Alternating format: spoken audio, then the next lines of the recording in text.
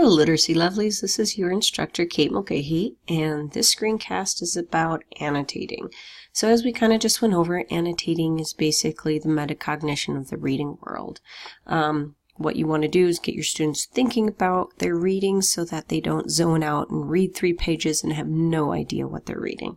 So let's quick go to the annotation bookmark that I gave you. We'll just quick go over that. Ignore this side since you only have one side of it.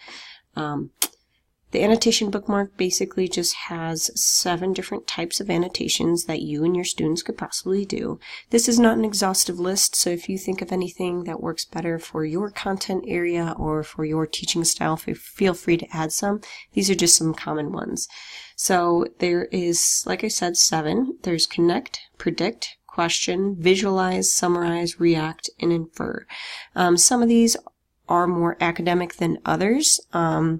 And each different one kind of goes for a different learning style as well. With visualization, you can either have them write down what they think they would see with this, or you can literally have them draw, which is great for kiddos that struggle with putting words to paper. Higher order thinking is, for your maybe more gifted students, you might want to push them to make inferences or predictions. But for kind of your everyday students, these are great.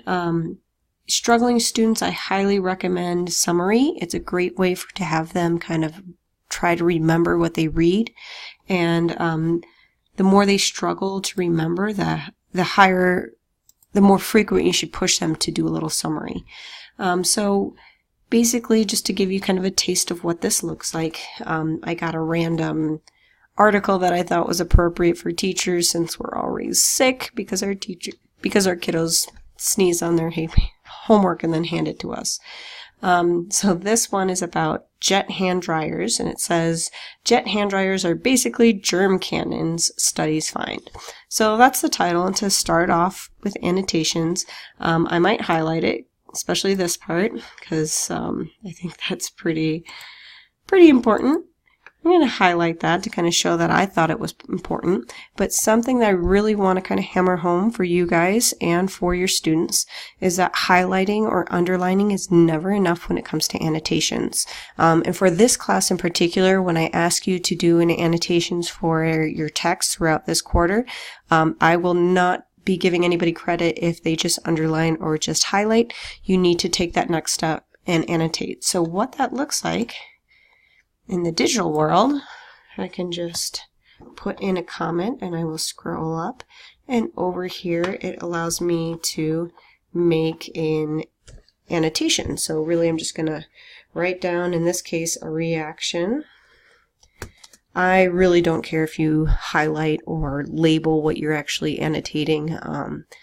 I don't think you need to, but I'm doing that for this case so you can kind of see what I'm doing. So my reaction is, this is absolutely disgusting, because it is. So when you just first start having your students do this, it's totally fine, especially for struggling readers, if they just kind of write down their gut reactions, because again, you kind of just want them to think about the reading.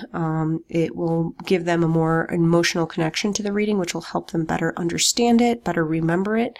But the higher up level you go, and the more you want to push them to make those higher level annotations. So this reaction is totally fine, but then you can see I go on, I make a connection to the staph infection. I said that a dear friend of mine had one. I had a question over here that said, the reading said Italian bathrooms were much less germy, so it made me wonder if Italian people are just cleaner. And then I had a prediction because this said bathrooms that used jet dryers were more covered with germs than were bathrooms with only paper towels, which not only is surprising, but I made a prediction that this article is going to make a recommendation not to use jet dryers. Something to emphasize with your students: it does not matter whether their prediction is correct or not, just that they're making the predictions. It kind of helps train their brain to look for different clues to see if they were right or wrong later on, and it hones them into the reading and makes them better readers. And as you annotate, it will make you a better reader as well. Down here, I did a visualization. Now here, I typed it out. I typed out like my imagining of what like the germs, the dryer's blowing out an invisible toxic gas that's poisoning anyone that enters the bathroom while little evil creatures are sitting in the dryers laughing. Now, I wrote that out, but you can have your more creative or visual students actually draw that, and that's completely valid as well. That's another way of connecting with the text and making sense of it. And then I kind of just go on and make some other annotations, and in the very end, I wrote a summary. Summaries are great for having students keep track of what the reading is about. If you have a struggling student, you might even push them to write a summary for every other paragraph, maybe even every paragraph. That's actually called chunking. We'll go over that later on. But summaries are great for really pushing the students to say, to be able to articulate what the articles are about. Basically, that's it. That's annotation. You highlight and then you write down your thoughts. And so again, to reiterate, you can write, a lot of these are different ways of categorizing the thoughts. And so you can use your annotation bookmark to kind of remember where you're reading and to remember how you can think about the annotation bookmark. And go ahead and feel free to use this with your students. And then when you are annotating for this class, please remember that underlining and highlighting is not enough. I want to kind of see you practice the actual annotations. And let me know if you have any questions. Thanks.